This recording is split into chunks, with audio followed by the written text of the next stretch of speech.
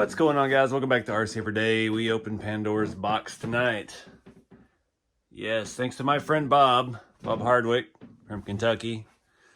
He convinced me to go ahead and dig into this.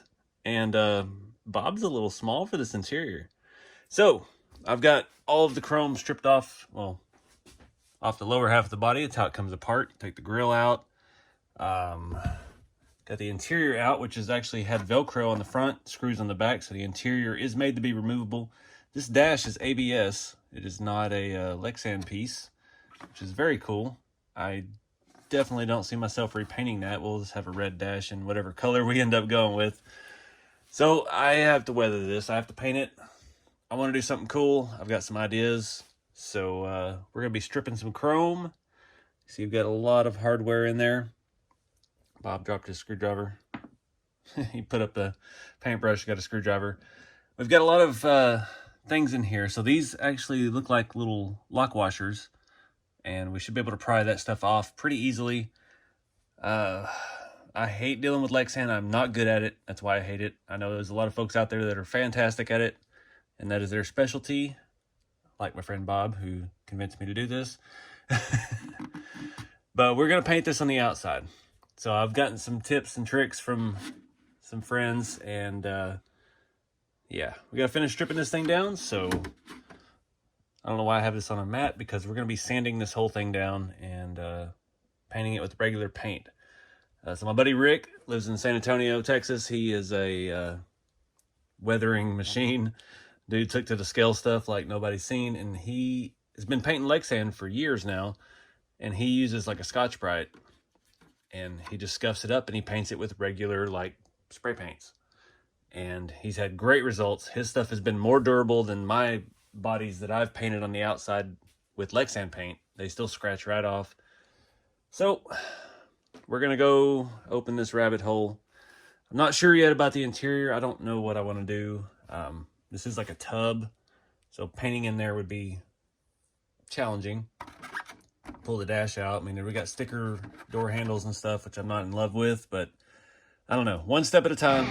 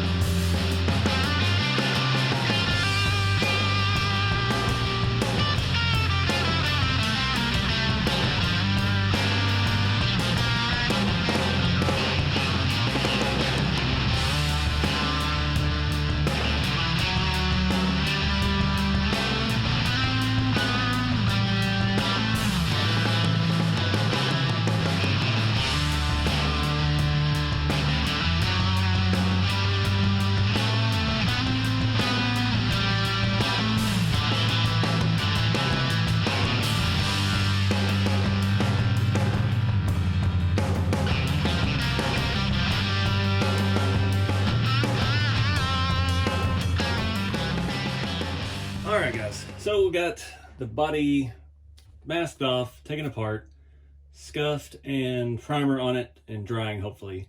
Again, I'm using regular paints. I really didn't want to use the primer I have, but I really need red. I need the brushed red as the base coat. There's no way around it. So rolled the dice. It laid out terrible, those paint cans. I soaked the nozzles in thinner for a while, and it's still just spitting and sputtering, but it evened out. I just had to put it on a lot thicker than I wanted. So we'll let that dry for quite a while. This is going to be a very multi-day project. So in the meantime, I was looking at pictures online. These trucks, it's hit and miss. Finding any pictures of these cab overs originally, as they were, is not as easy as finding custom ones people put on regular pickup chassis and things like that, made hot rods out of, or custom haulers like we got here. So finding one in original layout is tough. I found one I like. It's around the right era. It's got the right grill. It may be a different year model or something. We don't know. I think it actually was a 5-window cab, but it was seafoam green. And it was solid. We're definitely keeping the two-tone. We've got the separate fenders and the separate cab. Gonna two-tone it. I don't care what factory ever did. So we're gonna do that, but it had a weird combination. So most of them were work trucks. They had a black bumper. It had a white grill, and the hood hinges were body colored. And then we still had chrome or stainless mirrors, headlight rings, and door handles, grab handles, and the top piece of the grill, it says Chevrolet on it, was chrome on all of them as well. So we're going to strip the chrome on these parts and yeah, go from there. So what I use is Purple Power. This stuff was like $7 for this gallon of it. I just got an old kitchen pan. I'm gonna fill it up enough. Try not to splatter it all over everything. I don't believe this stuff is toxic. It says corrosive. Well, that's what we're doing. We're corroding the chrome off of it. Unfortunately, I need to fill it up pretty high because this grill is tall. And maybe that'll work. Not quite. Throw these other things in. This stuff works good. I've used it on Tamiya stuff over the years. Comes out, it's got a little bit of slimy residue. You need to wash it off real good. And yeah, just comes out, strips all the chrome off the plastic. Doesn't hurt the plastic, leaves you with a nice smooth finish after you wash it, and ready to paint. Really need to have it submerged. Oh, don't float away on me, you bugger. Find something to poke it with.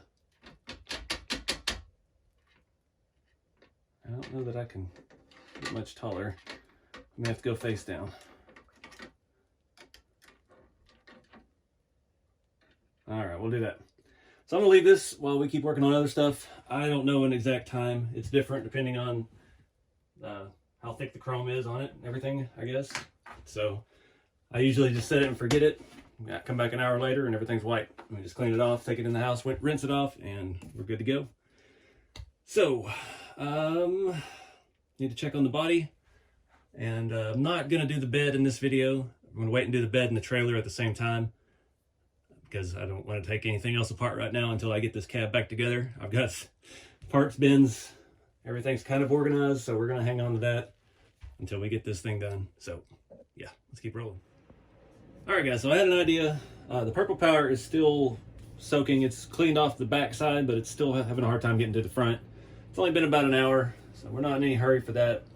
The primer is drying on the cab, and I forgot about the bumper. So I went and took the bumpers off and the stacks. I discovered something. I took the visor off and I taped off the center to leave it chrome, and I scuffed the rest of it, and scuffing it made it look really cool. So instead of doing the bumper black like all the factory bumpers were on those work trucks, I think I'm just going to scuff it up, and I'm going to do all the chrome that way. So the top piece of the grill, the headlight rings, the door handles, the mirrors, wipers, bumper, and stacks are still going to be the chrome, but we're going to scuff them down a little bit, try to make them look a little bit more aged. And so I'm going to try it on the stacks and see how it looks. All right, so it almost looks like stainless. No more fingerprints either. So I'm just using this Scotch-Brite, the red. I don't remember what grit that is.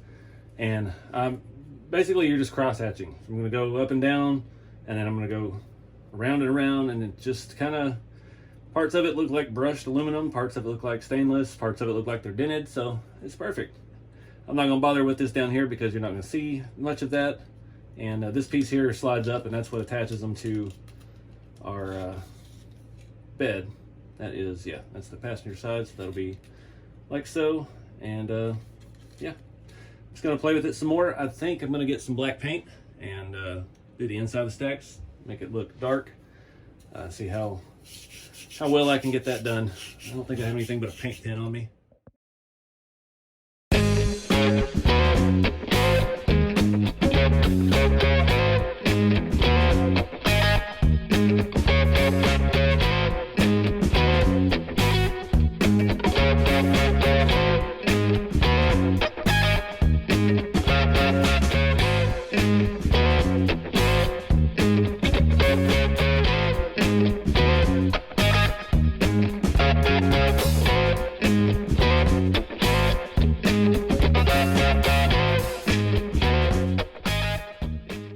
Alright, that came out fantastic. It's got a beautiful like nickel look to it.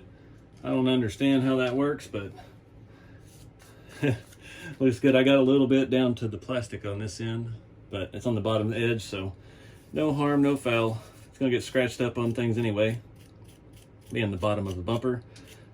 Just less is more with this kind of stuff. You just want to play it by ear. Missed a little bit on the end here. Trying not to mess up this black piece that is, I guess, taped down to it, looks like. That is just Lexan, but it's our filler plate for the bumper, and it looks good, so we're going to keep that black. It's going to go nicely. Got a little bit of edge showing through. Got something stuck to my finger. That's nice. Nice brush look. That's like the finish of a beer keg. It's got that kind of finish to it. I like it. So, now I get to do little bitty stuff. This one's going to be a challenge because I'm going to want to come back and paint that, and the letters and the Chevy emblem stick up off of it, so getting in and around all that is going to be fun. So yeah, I'm going to tinker with this stuff for a little bit. Alright guys, situation is waiting on colors to dry. It's going pretty good. This is still just a little tacky right in there. This was the first part I painted. It's pretty well dry, but I'm going to give this stuff as long as I can. Color looks weird on camera. It looks way more blue on camera than it does. It's more green in person. And then we'll start sanding on that. Kind of going with that vibe. I'm thinking we're going to do the bed sides and bar this color, I think. Don't quote me on that. Trying to do this right now. So we have that emblem. I've got a red paint marker and orange for the lenses, for the blinker lenses. Got this ready, but I can't find any blue to do the bow tie. The bow tie is supposed to be blue, the rest of this will be red. And yeah, I think that'd be a nice detail. So our chrome is almost ready. It's starting to flake off on the front. I just checked it. So that'll be ready to get some paint on tonight. And then hopefully we can have this wrapped up tomorrow. Start working on the light kit. So yeah, I'm gonna get back.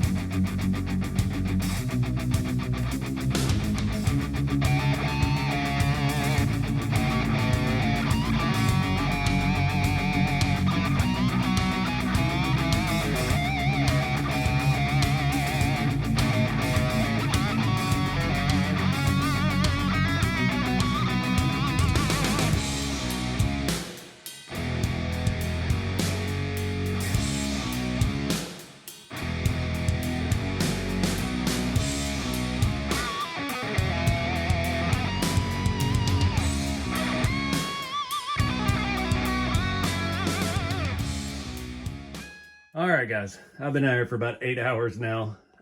This is where we're gonna wrap this video up. I think it is. I need to let this paint set. So we're using the Rust-Oleum 2X Ultra Cover Paint Plus Primer, which I hate doing patina on, and I'm scared to death to do Lexan patina with.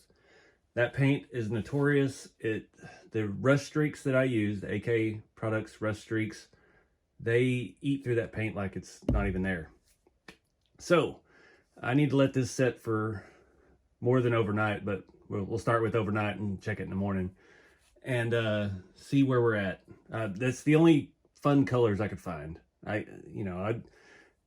Tamiya paints, the TS paints, they're non-polycarbonate for plastic bodies.